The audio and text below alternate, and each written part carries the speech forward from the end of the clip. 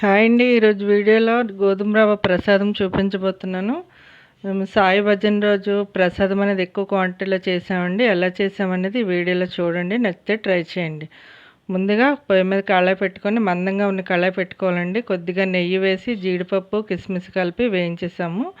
ఇవి వేగిపోయి పక్కన పళ్ళెంలోకి తీసేసుకుందాం.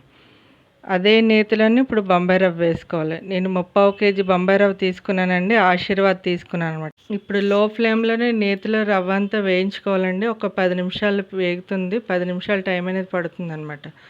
మంచి సువాసన వచ్చి ఎక్కడ మాడిపోకుండా వేయించుకోవాలి. ఇప్పుడు ఇది వేగిపోయిందండి. తీసి ప్లేట్లో వేసేసుకుంటున్నాను.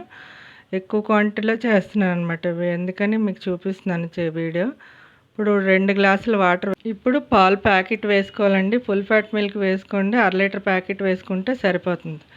మరొక గ్లాస్ వాటర్ అనేది వేసుకోవాలండి. ఎందుకంటే రవ్వ ఉడికేటప్పుడు కొద్దిగా పల్చగానే ఉండాలి కదా, అందువల్ల ఇంకో గ్లాసు పాలు ప్యాకెట్ల వాటర్ వేస్తున్నాము.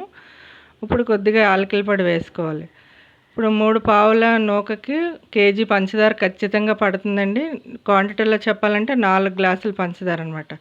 పంచదార వేసేసుకొని ఇప్పుడు ఇది బాగా ఎసరు అనేది మరగనివ్వాలి. ఇప్పుడు ఎసరు అనేది బాగా మరిగిందండి. మరుగుతున్నప్పుడు వేయించుకున్న రవ్వ ఉంది కదా, అది వేసేసుకోవాలి. ఇప్పుడు రవ్వ వేసిన తర్వాత ఒక్కసారి మొత్తం అంతా కలిపేసుకొని ఇప్పుడు నెయ్యి వేసుకోవాలి. నెయ్యి అనేది 1/2 కేజీ నెయ్యి అనేది ఖచ్చితంగా పడుతుందండి. మీకు ప్రసాదం టేస్ట్ అయినా, మనకి పల్చగా ఉండాలన్నా, తినడానికి కూడా చాలా బాగుంటుంది. 1/2 కేజీ నెయ్యి ఖచ్చితంగా వేసుకోవాలి. ఇప్పుడు నెయ్యి వేసిన తర్వాత వేయించిన జీడిపప్పు కిస్మిస్ ఉన్నాయి కదా, అవి కూడా వేసేసుకొని ఇప్పుడు మళ్ళీ ఒకసారి కలిపేసుకొని నెక్స్ట్ ఒక 5 నిమిషాలు అలా లో ఫ్లేమ్లో పెట్టి వదిలేయాలన్నమాట. హై ఫ్లేమ్లో పెట్టొద్దండి. లో ఫ్లేమ్లో పెట్టి వదిలేయడం వల్ల ఈ నూక అంతా నెయ్యిని పీల్చుకొని నూక కూడా చక్కగా ఉడుకుతుంది. చూసారా 5 నిమిషాలకి ఎంత చక్కగా ఉడికిపోయిందో. చూడడానికి కూడా పల్చగానే కనిపిస్తుంది కదండి.